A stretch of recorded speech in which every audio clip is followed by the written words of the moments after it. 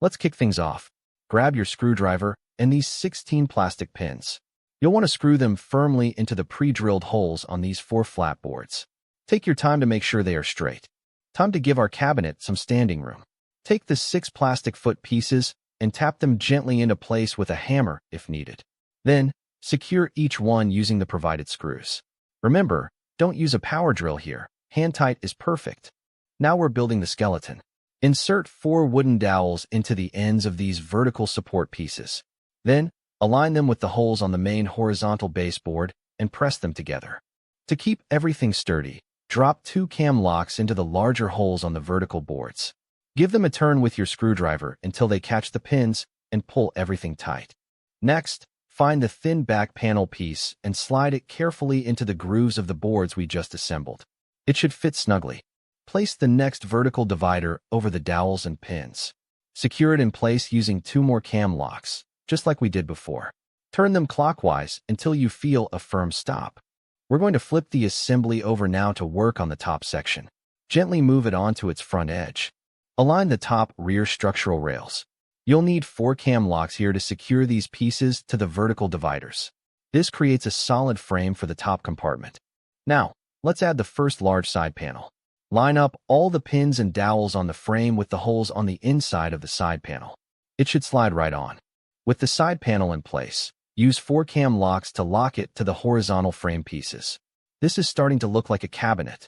Slide the remaining thin back panel sections into their respective grooves along the rear of the frame.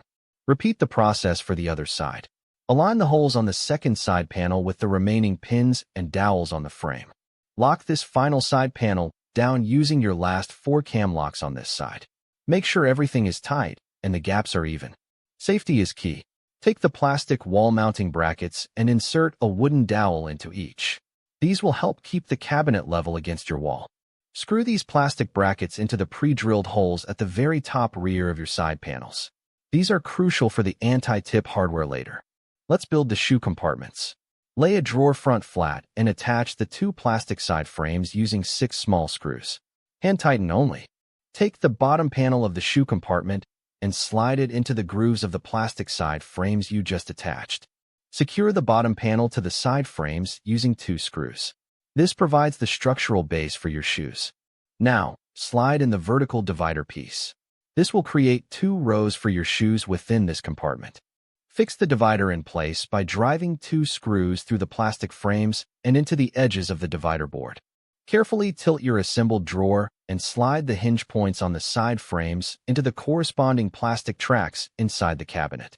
Crucial step: place a plastic washer over the hinge point and secure it with a screw. Important: do not use an electric drill here, as you might strip the plastic. Hand turn only. Now, repeat steps 16 through 22 for the remaining 2 shoe compartments. You're almost there. This is the most important step for safety. Move your cabinet to its final spot. Use the level to ensure it's straight. Then use appropriate screws for your wall type to anchor it firmly through the brackets we installed earlier. Inside each drawer, you'll see small holes. Push in these 6 plastic pins. They act as stops and supports for the internal dividers to keep everything in place. Finally, the icing on the cake. Attach the 3 stylish knobs to the outside of each drawer using the long bolts.